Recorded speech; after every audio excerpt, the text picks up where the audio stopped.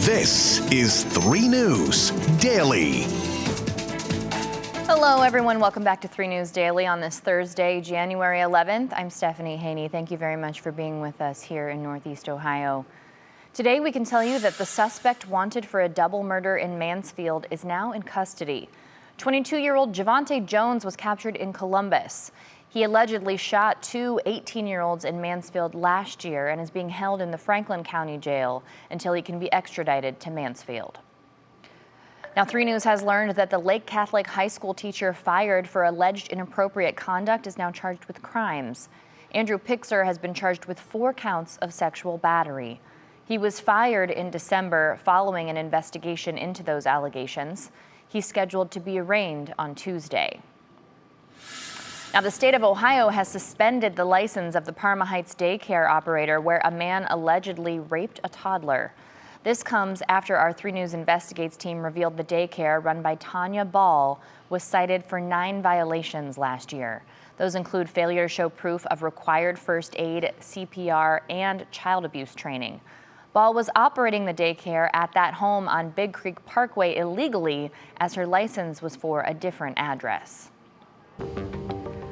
Now, following another 3 News investigation, the board of directors of the Cleveland Ballet announced Wednesday that at least 16 people have come forward with sexual misconduct claims against its co-founder, Michael Krasniansky. The board says that both current and former company dancers and staff from different time periods say that Krasniansky had improperly touched them or sexually harassed them, and that these claims were corroborated by witness accounts.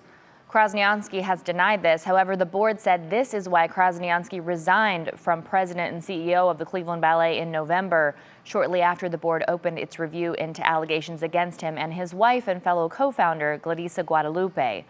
The board also confirmed 3 News findings of nepotism and intimidation and retaliation against dancers and staff, and told 3 News that Guadalupe had been terminated as artistic director. Guadalupe is also accused of using ballet funds to pay for personal expenses, among other financial misconduct tied to the dance school that she still operates.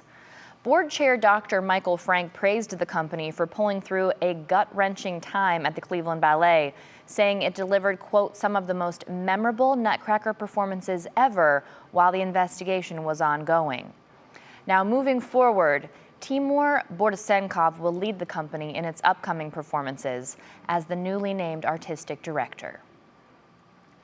Now, we continue tracking House Bill 68 today. After we told you yesterday the Ohio House vote could overturn the Governor DeWine's veto on the bill, it has now happened, with 65 members of the Ohio House voting to override the governor's veto.